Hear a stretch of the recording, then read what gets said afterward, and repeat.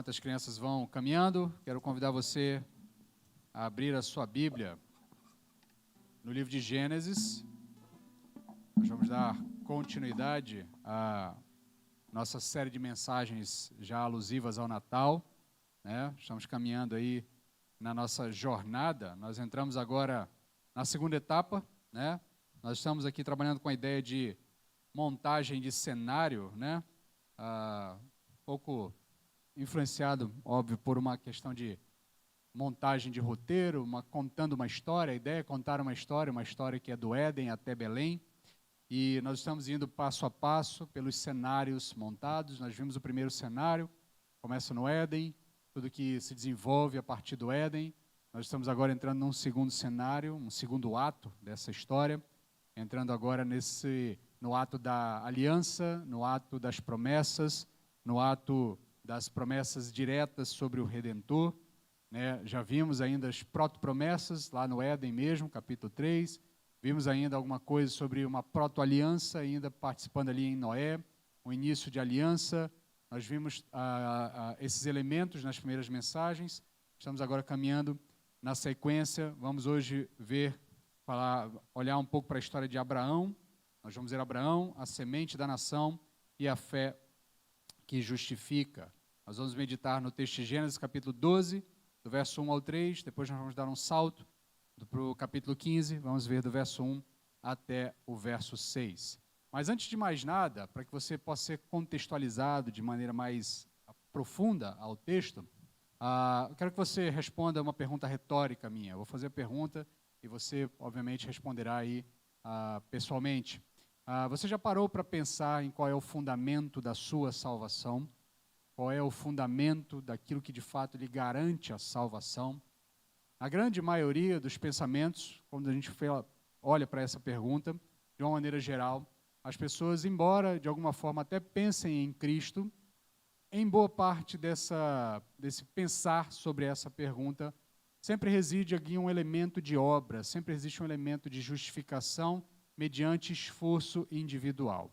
De todos os grandes ramos religiosos do mundo, o único que se destaca por não propagar ou não anunciar um tipo de salvação fundamentada em algum tipo de troca com a divindade, no sentido de eu dou e a divindade me dá, ou eu faço e a divindade me dá, ou eu provo e a divindade se torna obrigada a me conceder alguma coisa, é o cristianismo, é a religião que parte a partir da revelação do texto bíblico. Então, o que de fato nos leva à salvação não são as nossas obras, não são os nossos méritos, não são a nossa conquista. O que nos leva à salvação, segundo o texto bíblico, é a fé. A fé na palavra de Deus. Eu quero que você preste atenção nessa expressão, nessa afirmação que eu faço, que é a fé na palavra de Deus. Obviamente, na medida que você deposita sua fé na palavra de Deus, você depositará a fé na obra de Cristo, que é anunciada por intermédio da palavra. Mas eu quero reduzir um pouco mais, vir um pouco mais para trás, para nós vermos um pouco mais do fundamento desta obra, porque tudo reside na relação do homem com a palavra de Deus. Nós fomos criados para nos relacionar com Deus. Desde o começo, o texto bíblico é muito claro. Deus faz uma criação, uma boa criação, cria o homem, coloca o homem lá, o ser humano, no Éden, dá ao homem uma ordem, dá ao homem um comando para que ele cuide daquela criação, daquela obra que ele havia realizado, que ele administre aquilo juntamente com Deus, e o homem, então, ouve do Senhor orientações, ouve do Senhor uma palavra, uma ordem, uma orientação de como o homem deveria viver. E aí o homem não dá ouvidos a essa palavra, ele ignora. E no fim das contas, a raiz de todo o pecado reside em não crer na palavra de Deus. Reside em preferir confiar em nós mesmos, em si mesmo, a confiar naquilo que Deus disse. Veja a narrativa dos primeiros capítulos de Gênesis. Deus falou ao homem diversas vezes. Falou primeiramente a Adão e Eva, e depois ele fala a Noé, depois ele fala a Caim, e em outro momento ele vai falar a Noé. Mais para frente ele ainda vai falar a outros homens ao longo dos 12 primeiros capítulos. E nessa narrativa inicial, uma coisa fica muito clara. todo aquele que ouve a palavra de Deus e acredita nesta palavra, coloca fé nessa palavra, esse indivíduo vive. Aqueles que ouvem a palavra de Deus e ignoram esta palavra, encontram algum tipo de punição, algum tipo de perecimento, algum tipo de morte. Então Adão e Eva recebem a palavra de Deus, Deus diz, não comam da árvore, mas eles não creram, preferiram acreditar neles mesmos, preferiram acreditar na serpente. O resultado, morte, expulsão do Éden. Caim recebe uma palavra também logo depois, quando ele entra num estado de rixa com o seu irmão, também com Deus, mas ele intenta a maldade no seu coração contra seu irmão. Deus então aparece a Caim e diz, olha, se você proceder bem, não será aceito, ou seja, se você fizer o certo, você não vai ser aprovado. E aí Caim não dá ouvidos a Deus, resolve dar ouvidos ao seu próprio coração. Caim não crê em Deus, confia na sua própria justiça, resultado, assassinato, maldição, destruição. A humanidade continua não crendo na palavra de Deus. As gerações vão se multiplicando, a humanidade entra numa espiral decadencial de destruição, e essa espiral decadencial é sempre a mesma. Quanto mais o homem não crê em Deus, mais ele confia em si mesmo. Quanto mais confia em si mesmo, mais ele peca. Quanto mais peca, mais ele se afasta de Deus. No meio do caminho nós temos um respiro. Noé aparece, não por seus próprios méritos, mas por graça. Deus encontra graça em Noé, olha para Noé, fala com Noé, e Noé ouve e crê naquilo que Deus diz. O texto não diz que Noé pediu provas, o texto não diz que Noé duvidou, o texto não diz que Noé procurou racionalizar o que Deus diz. Noé ouviu Deus falar, constrói uma arca, eu vou mandar água sobre a terra, constrói um barco, as medidas são essas, material, você vai providenciar, eu vou lhe dar a graça de encontrar esse material, vou encaminhar também um casal de cada um dos animais da terra, você vai guardá-los nessa arca e eu vou destruir a humanidade. Noé ouve, Noé não discute, Noé acredita, Noé confia, Noé tem fé na palavra de Deus. E Noé encontra salvação, Noé encontra vida no meio dessa confusão. Contudo, Noé não quebrou a espiral decadencial do homem. Essa espiral continua após o dilúvio. A história conta que Noé desembarca, os animais se espalham, a vida retoma, começa-se de novo os processos de criação e logo no início, logo depois ali do relato de Noé, nós temos já o relato de Babel. E o relato de Babel é um dos relatos mais interessantes ali daquela primeira parte do texto bíblico, porque você vê a humanidade toda trabalhando em conjunto, trabalhando com o mesmo propósito. Contudo, este propósito não é o propósito para o qual a humanidade foi criada. O propósito não é glorificar a Deus. O propósito é criar um nome para si mesmo. O texto vai dizer que aqueles homens se reuniram e disseram, vamos construir uma torre que chegue até os céus, para que o nosso nome seja conhecido por toda a história. Para que as pessoas se lembrem de nós, para que as pessoas glorifiquem a nós ao longo da história. Deus então intervém na história do homem, e aqui um breve parênteses, só um comentário rápido. É bem interessante quando você começa a ler os comentaristas sobre esse texto, porque os que dominam a linguagem original, o hebraico, no qual o texto foi escrito, dizem que no trecho lá em que Deus diz, desçamos e confundamos a língua dos homens, a fim de que eles não possam alcançar os seus objetivos, há um quê de ironia na forma como Deus está se apresentando, ou melhor, que está falando. A ideia é mais ou menos como um adulto desce ao nível de uma criança para tentar explicar para aquela criança que ela não conseguirá enfrentar aquele adulto. É mais ou menos como se um adulto descesse ao nível de um formigueiro e ficasse olhando as formiguinhas ali, tentando construir uma grande torre para elas, tentando chegar a destruir ou a enfrentar aquele ser que é muito maior.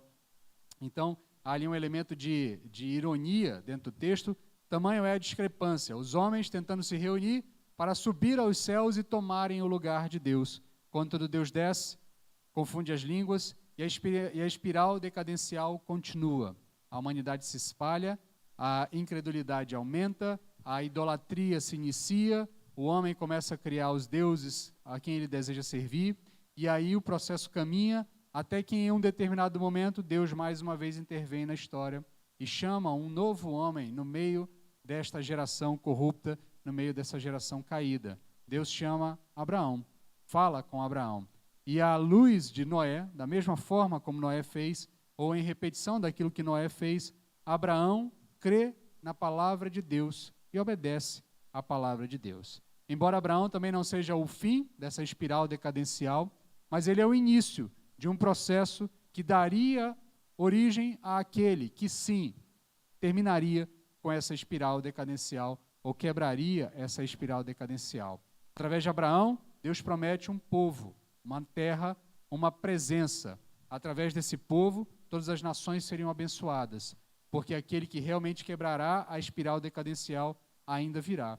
Cristo Jesus, o Filho de Abraão, o Filho de Deus, será aquele que, pela fé perfeita, pela crença perfeita naquilo que Deus diz, o texto bíblico diz que Cristo obedeceu absolutamente tudo que Deus mandou.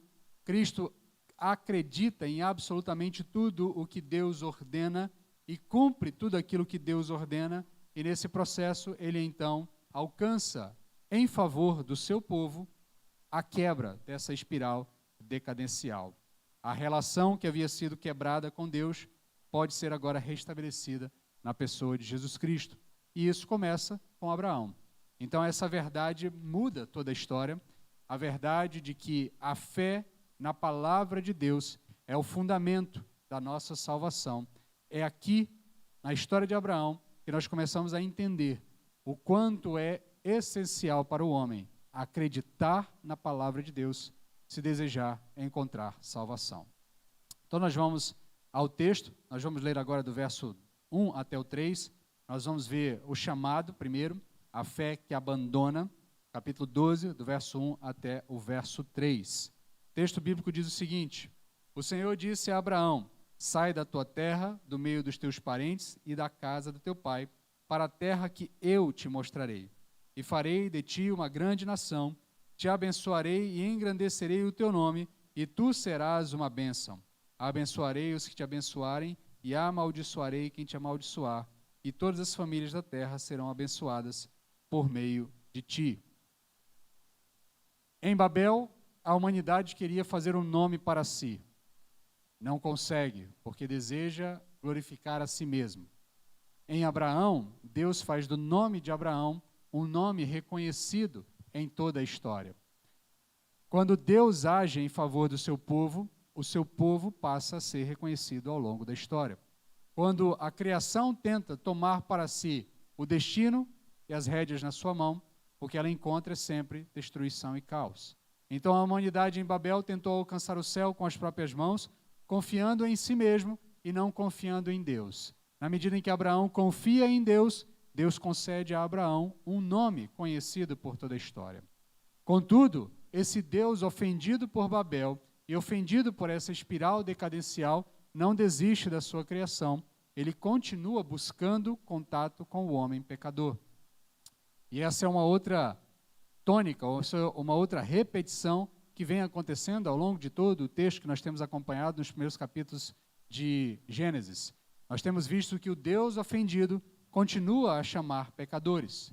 Do meio daqueles pecadores, do meio dessa humanidade que está em uma espiral decadencial, em uma espiral de destruição, Deus escolhe um homem, escolhe Abraão, para ser início de um povo que crê, um povo que acredita na palavra de Deus, um povo que, por acreditar na palavra de Deus, encontrará salvação.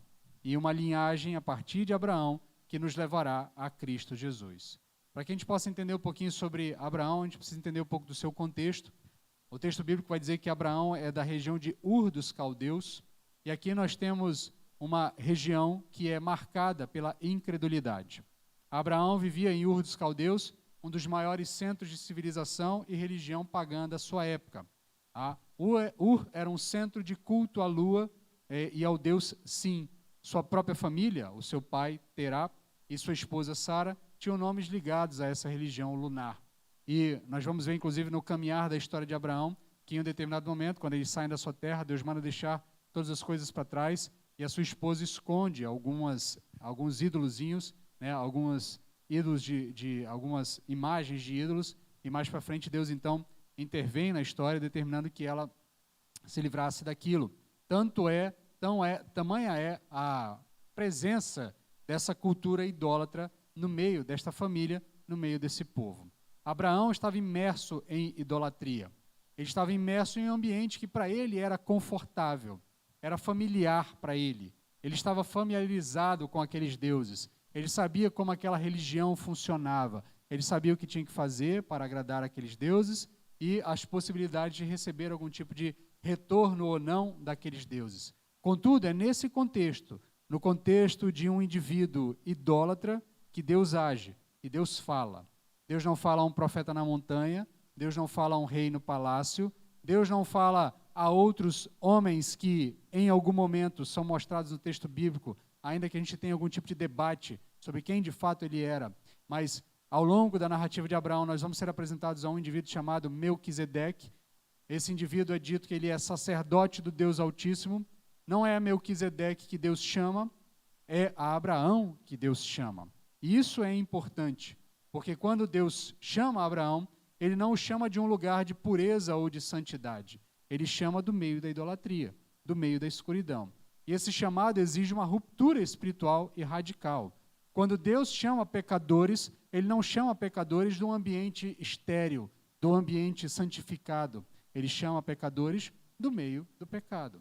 Ele chama pecadores do ambiente onde eles estão inseridos. E haverá necessidade de pecadores quebrarem as suas relações com esse ambiente de pecado, a fim de ouvirem este chamado e acatarem a esse chamado. Então nós temos essa ordem divina, essa ordem que leva o homem a ter uma fé que renuncia. E essa ordem é clara, e essa ordem é radical. Deixa a tua terra, a tua parentela e a casa do teu pai. Capítulo 12, verso 1. Essa ordem é para que ele deixe ele mesmo, para que ele deixe a si próprio. Quando o texto diz que Deus falando a Abraão, sai da tua terra, ou seja, diz para ele, se desconecta da sua identidade, a sua identidade com a terra, com o local que você nasceu, se desconecta da casa dos seus pais, se desconecta da sua identidade familiar, se desconecta do meio dos seus parentes, porque eu vou te transformar em algo novo. E este é o mesmo chamado que é feito a todo o pecador, para que ele se desconecte, não literalmente dos seus parentes, tá? Aqui a gente faz uma aplicação tipológica, uma aplicação até um pouco alegórica mesmo, mas a ideia aqui é que na medida em que Deus fala com o pecador, hoje ainda é demandado desse pecador que ele se desconecte da sua história e se conecte com uma nova história.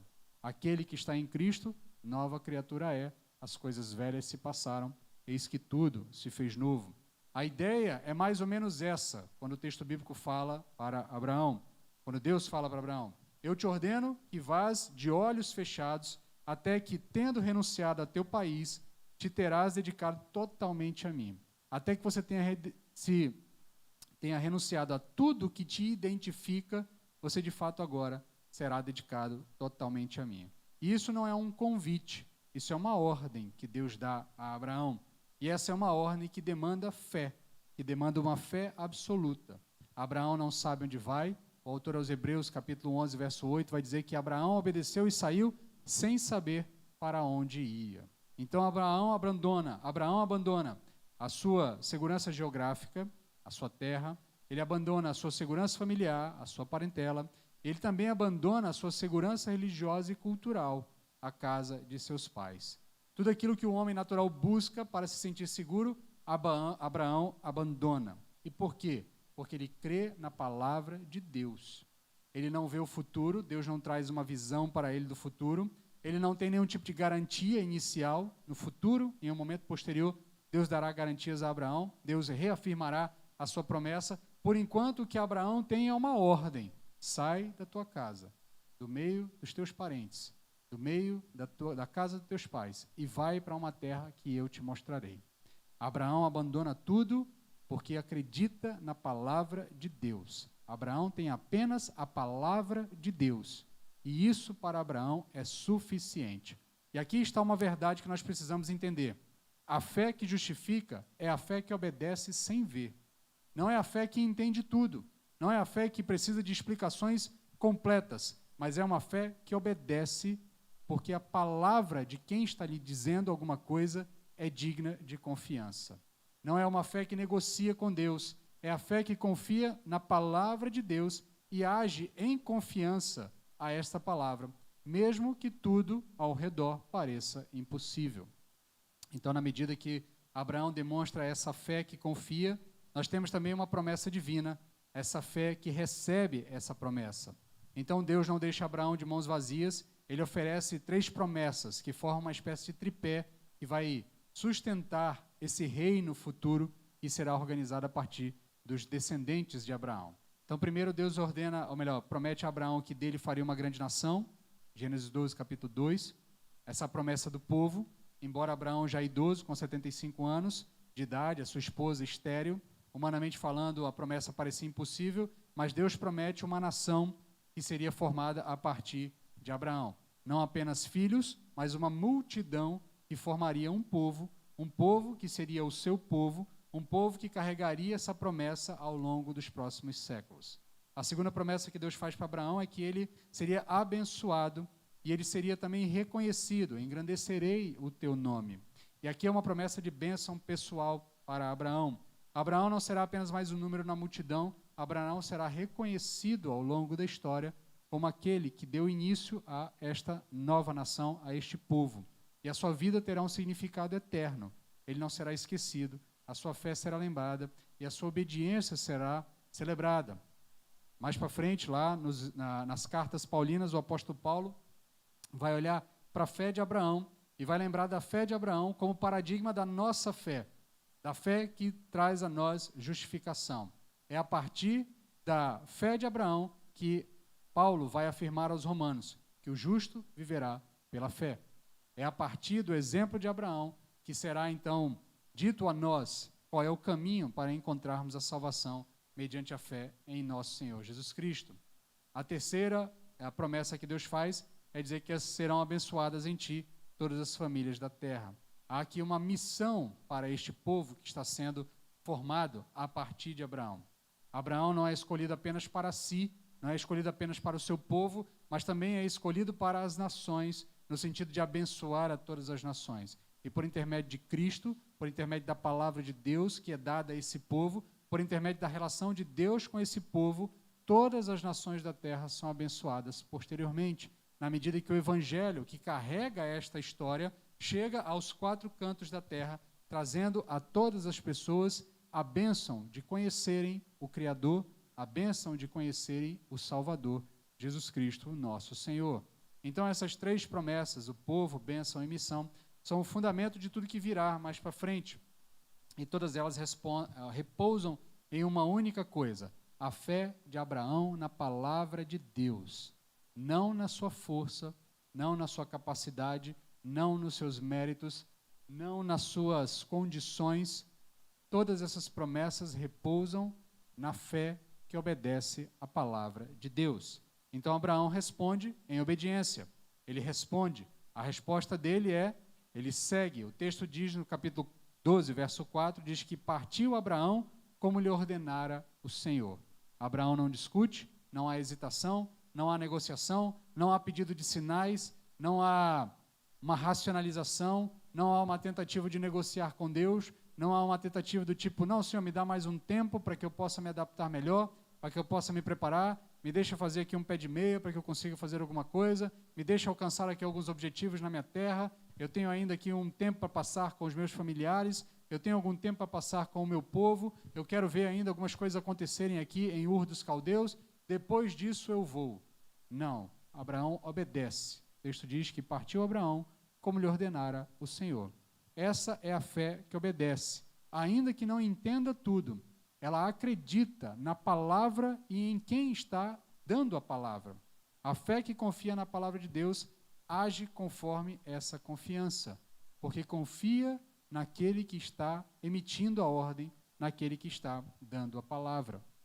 E aqui está o ponto crucial. Essa mesma fé que Abraão demonstra é a fé que ainda nos justifica hoje. Não é a fé em nossas obras, não é a fé em nossa capacidade, não é a fé em nós mesmos, é a fé na palavra de Deus, é a fé em Deus e em sua palavra, é a fé em sua promessa, a sua promessa que é cumprida na pessoa de Jesus Cristo. Então, na medida em que nós confiamos na palavra de Deus, confiamos naquilo que Deus nos fala, confiamos naquilo que Deus nos revela sobre nós, sobre Ele mesmo e sobre a nossa condição, nós então encontramos justificação. Então, quando você crê em Cristo Jesus, você está fazendo exatamente o que Abraão fez. Você está deixando para trás tudo aquilo que você confiava, sua justiça, suas obras, sua capacidade, e você está confiando em Deus. A fé na obra de Jesus Cristo é a fé que acredita que aquilo que Cristo fez na cruz e aquilo que Ele faz ao ressuscitar ao terceiro dia é suficiente para resolver os meus pecados diante de Deus. A fé que salva, a fé que justifica, é acreditar que quando Deus diz que Jesus Cristo é justo e que por conta dele ser o justo, dele ser o enviado, a sua obra é perfeita, aquilo é o suficiente para a minha salvação. É isto que nos leva à justificação, é isto que nos leva à salvação. Essa obediência da fé que justifica. Então nós pulamos agora para o capítulo 15, do verso 1 até o verso 6. Quero convidar você a ler comigo. Nós vamos ver uma segunda etapa dessa jornada de Abraão, do capítulo 15, do verso 1 até o verso 6. Depois dessas coisas, a palavra do Senhor veio a Abraão numa visão, dizendo: Abraão, não temas, eu sou o teu escudo, o teu galardão, e o teu galardão será muito grande. Então disse Abraão: ó Senhor Deus, que me darás, já que hei de morrer sem filhos? E o herdeiro da minha casa é Eliezer de Damasco. E Abraão prosseguiu: tu não me destes filhos, um servo nascido da minha casa será meu herdeiro. Então lhe veio a palavra do Senhor: ele não será teu herdeiro, mas aquele que proceder de ti mesmo, esse será o teu herdeiro. Então o levou para fora e disse: olha agora para o céu, conta as estrelas, se é que consegue contá-las. E acrescentou: assim será a tua descendência. E Abraão creu no Senhor, e o Senhor atribuiu-lhe isso como justiça. Passaram-se anos, Abraão deixou a sua terra, deixou a sua parentela, dedicou-se integralmente ao Senhor, viajou para a região de Canaã, mas nenhum filho nasceu. Sua esposa continuou estéril, foi envelhecendo, já era idosa quando saiu de lá, ele também já era idoso quando saiu de lá, agora estavam mais idosos ainda, Abraão já estava na casa dos 85 anos, então aquela promessa parece impossível. E aí a fé que tirou Abraão da sua terra começa a ser testada. E Abraão, obviamente, sente-se com medo diante dessas circunstâncias, o tempo vai passando e nada acontece. E aí ele questiona ao Senhor: Senhor, que me darás? E aqui há uma dúvida, a ansiedade. Abraão até sugere uma espécie de solução alternativa, no sentido de, bem, como eu não tenho filhos, talvez o que Deus tenha quis dizer para mim era que o meu servo é que vai ser o meu descendente, afinal de contas ele cresceu aqui, eu o criei como filho, eu tenho uma relação paternal com ele então poderá ser o meu herdeiro e dará continuidade a essa história, mas Deus diz a ele: não é com esse puxadinho, não é esse jeitinho que você está tentando dar, essa engenhosidade sua que vai resolver o seu problema. Eu é que vou lhe dar um herdeiro. Deus responde com clareza: esse não será o teu herdeiro, mas aquele que sair das tuas entranhas será o teu herdeiro. Então Deus leva ele para fora, manda ele olhar para as estrelas dos céus e diz assim: conta, se é que você pode contar as estrelas do céu. Assim será a sua descendência. E essa fé que justifica, essa fé que é acreditada como justiça, vem na sequência, na medida em que Abraão, de novo, ouve a palavra de Deus e acredita na palavra de Deus. Acredita naquilo que Deus está dizendo a ele. Deus está dizendo: você, um idoso, casado com uma idosa, já sem condições humanas de ter filho, terá um filho. Esse filho nascerá, e vocês serão pai de uma grande nação. Vocês serão os patriarcas de uma grande nação, e a partir desta nação eu abençoarei todas as nações da terra. Então, na sequência, no verso 6, vem um dos versículos mais importantes de toda a teologia da redenção. Abraão creu no Senhor e isso lhe foi imputado por justiça. como eu disse anteriormente, é a partir da experiência de Abraão, que lá em Romanos, o apóstolo Paulo vai nos dizer que o justo viverá pela fé. É a partir da expectativa do que Abraão viveu e daquilo que Paulo aprende a partir da experiência de Abraão e daquilo que Paulo entende do Evangelho e que nos comunica através do texto bíblico que nós podemos crer piamente, de que na medida em que nós cremos na palavra de Deus, cremos naquilo que Deus diz sobre nós, sobre quem nós somos e sobre o seu Messias, o seu escolhido, o seu ungido, é que nós encontramos justificação. Então observe que não é dito, Abraão foi justificado porque obedeceu perfeitamente. Abraão foi justificado porque ofereceu sacrifícios. Abraão foi justificado porque guardou a lei. A lei ainda nem existia. O apóstolo Paulo vai fazer referência a isso lá para frente, quando estiver debatendo sobre a questão da lei. O que é dito é que Abraão acreditou, e isso lhe foi contado com justiça. A ideia aqui é um termo contábil, tá? É como se houvesse uma transação naquele momento. Tá? Abraão entregou a Deus fé, e da parte de Deus veio justiça. Houve uma troca, uma transação contábil. Abraão depositou fé naquela palavra, naquela ordem, naquilo que foi lhe dado, naquilo que lhe foi dito, naquela promessa que lhe foi feita, e em troca Deus deu a ele justificação. A fé é substituída por justiça na conta de Abraão. Deus acredita fé a Abraão e acreditando fé a Abraão, lhe acredita essa fé como justiça. Então, por que a fé justifica, então? Porque a fé é a confiança em Deus, é confiar em Deus e reconhecer a sua soberania, a sua fidelidade e a sua bondade. Quando Abraão crê na promessa impossível, um filho quase aos 100 anos, e a sua descendência se tornar como a descendência da estrela, o que ele está dizendo é que Deus é mais real do que as minhas circunstâncias, Deus é mais poderoso que a minha impossibilidade, Deus é mais fiel que o meu medo. Eu acredito nesse Deus que me prometeu um filho, e prometeu um filho que seria uma bênção para todas as nações, e então ele acredita na palavra de Deus, e isso lhe é imputado como justiça. E essa justiça não vem das suas obras, essa justiça não vem daquilo que Abraão faz, essa justiça vem da sua submissão total a Deus. E nisso nós temos uma conexão direta com Cristo. A fé de Abraão é também a nossa fé. Em Romanos capítulo 4, verso 23 até o verso 25, o apóstolo Paulo conecta a fé de Abraão com a nossa fé em Cristo Jesus. O apóstolo Paulo vai dizer, ora, não foi só por causa dele que foi escrito, e isso lhe foi imputado para a justiça, mas também por nossa causa, a quem será imputado, se crermos naquele que dentre os mortos ressuscitou, a Jesus nosso Senhor, o qual foi entregue por causa das nossas transgressões e ressuscitou por causa da nossa justificação. Então, se nós crermos como Abraão creu na promessa de Deus, se nós crermos sem duvidar na palavra daquele que está dizendo que Jesus Cristo justificou os nossos pecados ao morrer e ressuscitar ao terceiro dia, nós também serão imputados a justiça que foi imputada a Abraão.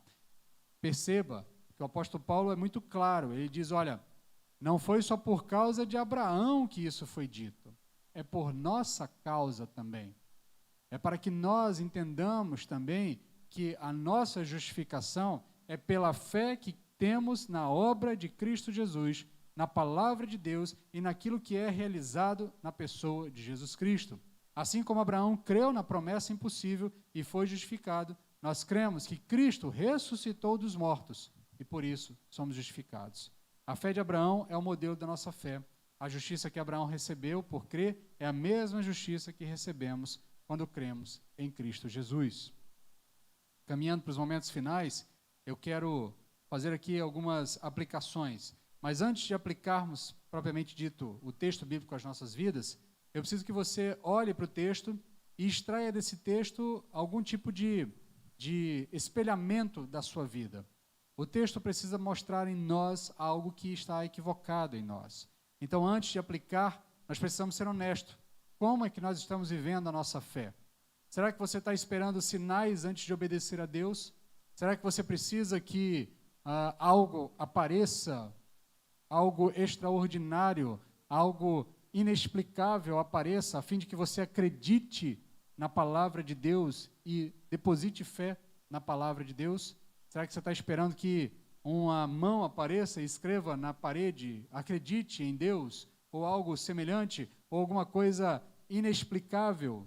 Muitas vezes nós somos levados a achar que apenas se sinais fortes aparecessem da parte de Deus, é que nós então encontraríamos algum tipo de justificação, ou encontraríamos algum tipo de fundamentação para a nossa crença na palavra de Deus. Mas a gente olha para a história de Abraão, olha para o exemplo de Abraão. Abraão não pediu sinais, ele apenas obedeceu a palavra de Deus. Porque aquele que estava falando com ele tem credibilidade. Aquele que estava falando com ele é o Deus dos deuses, é o Senhor dos senhores, é aquele que nós exaltamos e engrandecemos ao longo de toda a primeira parte do culto.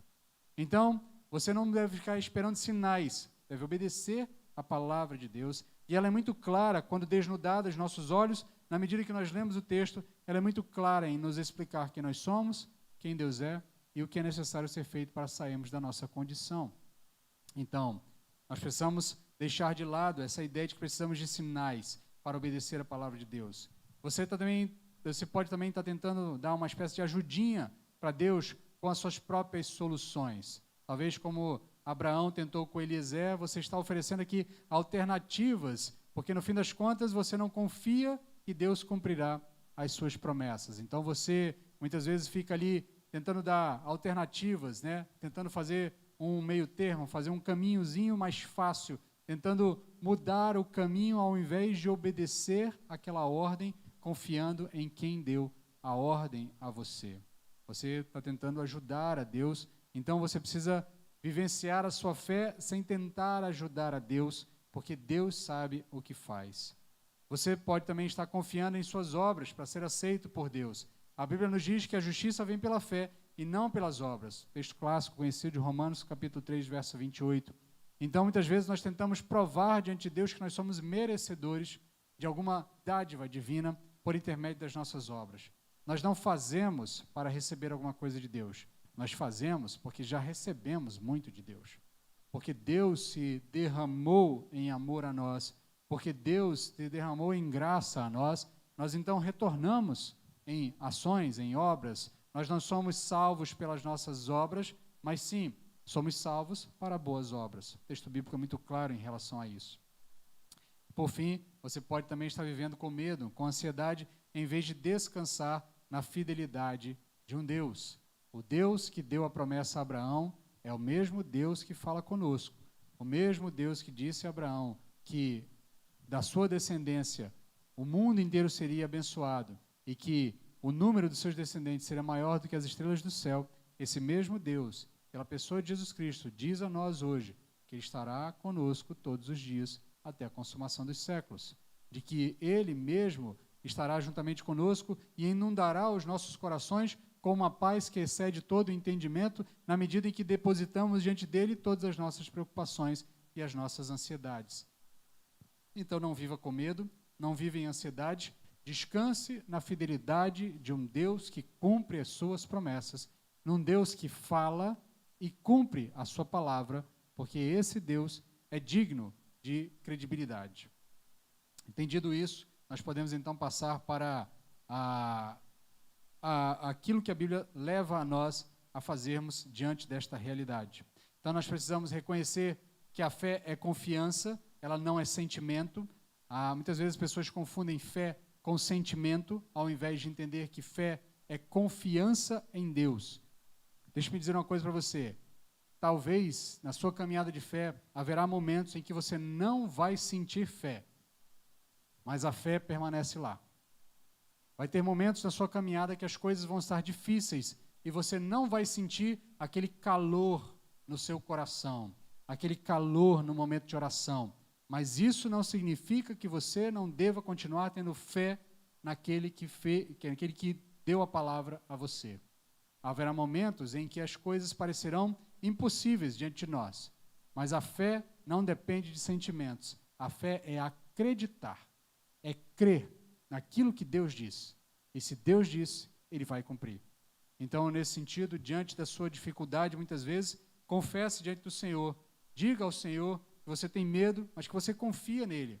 Diga que você, ainda que temeroso, confia na palavra dele e sabe que a palavra dele é mais real que todas as circunstâncias ao nosso redor. Segunda coisa também que nós podemos aprender com o texto é que nós precisamos abandonar a tentativa de ajudar a Deus. Você não pode melhorar o plano de Deus para a sua vida, você não pode corrigir a promessa de Deus. Quando Abraão tentou oferecer Eliezer, ele estava dizendo: Deus, olha, o Senhor tem um plano, mas deixe-me dar uma ajudinha, porque seu plano aparentemente alguma coisa aconteceu, deu errado aí, deixe-me resolver as coisas aqui para o Senhor. Deus responde: não, o meu plano é melhor. O plano de Deus para as nossas vidas, na pessoa de Jesus Cristo, sempre será melhor para nós.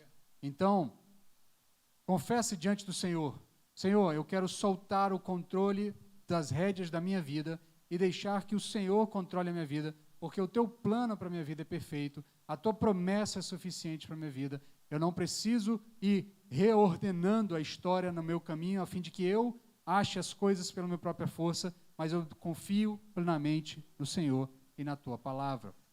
Terceira aplicação que nós podemos tirar a partir do texto é que nós precisamos nos submeter à palavra e, novamente, não a sentimentos. A fé sempre tem essa coisa na crença popular. A fé está muito mais ligada com sentimento, né? Você vê as pessoas dizendo que tem fé em algum tipo de ideologia política, tem fé em pessoas, tem fé nas suas capacidades. E aí tem aquela expressão que o pessoal diz, né? Força, foco e fé, como se fosse apenas força de vontade, como se a fé fosse, no fim das contas, força de vontade. Fé não é força de vontade, fé não é sentimento, fé é acreditar na palavra de Deus. Logo, quando nós nos submetemos a essa palavra e não aos sentimentos, nós encontramos a paz que excede todo o entendimento. Abraão não sentiu que teria um filho aos 100 anos, mas ele creu na palavra de Deus. Abraão não olhou para sua esposa e disse: hoje vai, hoje eu vou fazer um filho, hoje eu vou conseguir, porque eu sou o cara. Não, ele acreditou que Deus disse a ele que ele teria um filho. E então, na crença, na palavra de Deus, é que, então, a promessa de Deus se cumpre em sua vida. Então você deve aprender a confiar na palavra acima dos seus sentimentos, acima das circunstâncias e acima dos seus medos. Confesse a Deus, tua palavra é verdade, mesmo quando os meus sentimentos dizem o contrário. Por fim, receba a justiça de Cristo pela fé. Assim como Abraão foi justificado pela fé, você é justificado pela fé em Cristo Jesus, não pelas suas obras, não por sua perfeição, não por seu esforço, mas pela fé em Jesus Cristo e o Cristo ressurreto. Então, que nessa noite você reconheça que apenas a crença em Jesus Cristo, o único Senhor e Salvador, é que pode depositar sobre sua vida a justiça que lhe torna inimputável diante de Deus, que lhe torna não condenável diante de Deus. Então confesse: creio em Jesus Cristo, Senhor e Salvador, e recebo a sua justiça como a minha justiça. Agora, como é que você pode aplicar isso diariamente nas atividades? Eu tenho tentado terminar essas mensagens com dicas práticas do dia a dia. E a primeira, eu sempre tenho tentado trazer para você uma liturgia diária, né? Uma ação diária, algo que você faça dentro da ordem do seu dia, para que você possa, de fato, colocar em prática essas palavras. Então, estabeleça na sua vida uma liturgia da submissão diária. Cada manhã, comece as suas manhãs orando: Senhor, hoje eu confio em Ti, eu abandono meu controle, a Tua palavra será a minha verdade, a Tua palavra é a minha verdade, a Tua promessa é a minha esperança. Dá a minha fé como a fé de Abraão, uma fé que obedece mesmo quando não entende, uma fé que confia mesmo quando está com medo. Então, diariamente, inicie o seu dia com uma liturgia da submissão diária. Submeta-se ao Senhor diariamente. Identifique o seu Eliezer. Onde é que você está tentando ajudar Deus aí na sua caminhada? Qual é a solução alternativa que você está dando para as coisas que estão diante de você e não confiando na palavra de Deus? Qual é a solução alternativa que você está apresentando porque você não acredita, no fim das contas, que Deus cumprirá as suas promessas? Identifique isso e se liberte disso. Identifique isso e deixe isso para trás em suas vidas.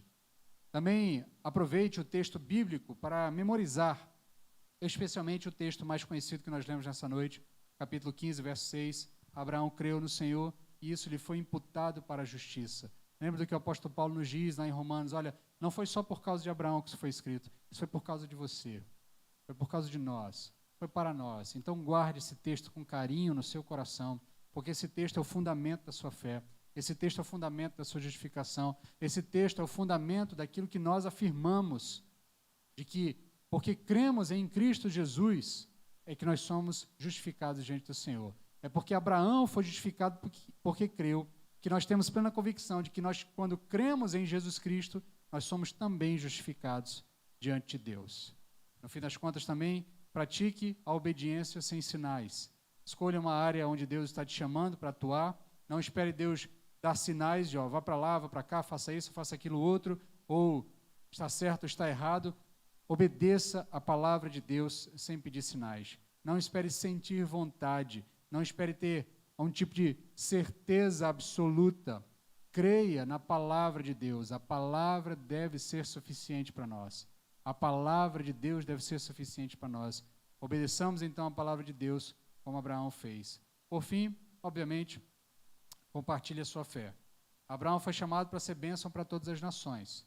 E na medida em que ele dá origem a um povo, ao povo judeu, e do meio desse povo judeu vem o Salvador, Cristo, o Senhor, e na medida que a mensagem, o evangelho desse Jesus Cristo chegou até você, compartilhe essa história, compartilhe essa mensagem com todas as pessoas, porque se por meio de Abraão Cristo chegou até nós, por meio de nós, Cristo chegará aonde quer que nós possamos ir, aonde quer que nós nos dirijamos, aonde quer que nós sigamos. Então compartilhe a sua fé, a fim de que todas as nações da terra, de fato, sejam abençoadas por esta descendência que foi dada a Abraão, a pessoa de Jesus Cristo, aquele que transformou a sua vida, aquele que mudou a nossa realidade, aquele que nos justificou, aquele que nos salvou mediante a sua obra. Que Deus aplique aos nossos corações a sua palavra. Quero convidar você a fechar os seus olhos para nós fazermos uma oração momentânea, finalizando este momento aqui da pregação, para passarmos então à etapa final deste culto hoje, para celebrarmos a ceia do Senhor. Senhor, fala conosco nessa noite. Pai, nós já temos pedido ao longo da noite que o Senhor fale conosco, que o Senhor nos molde, mas mais uma vez, diante da Tua palavra que foi exposta e anunciada, nós pedimos que o Teu Santo Espírito pegue estas palavras, estes ensinamentos e inculque na nossa mente, que Ele internalize nos nossos corações, que Ele nos confronte diante dessa realidade, que Ele nos convença dos nossos pecados, do Teu juízo, e que nesta noite, se porventura entre nós, alguém que não tenha de fato tido um encontro genuíno com Cristo Jesus, ele possa entender que na medida que ele crê nesta palavra, na palavra de Deus, revelada no texto bíblico, que nos afirma que Jesus Cristo é o caminho, a verdade e a vida, que Jesus é o Messias de Deus, que Jesus é aquele que morre por nós como um cordeiro imaculado, e que por conta de seu sangue, e que por conta da sua ressurreição, nós então podemos encontrar perdão para os nossos pecados, que nesta noite ele possa crer nesta verdade, e ao crer nesta verdade, lhe seja imputada a justiça, lhe seja imputada a justificação, lhe seja acreditada a justificação, e que ele encontre salvação nessa noite. Tem misericórdia de nós, é o que te pedimos, em nome de Jesus. Amém.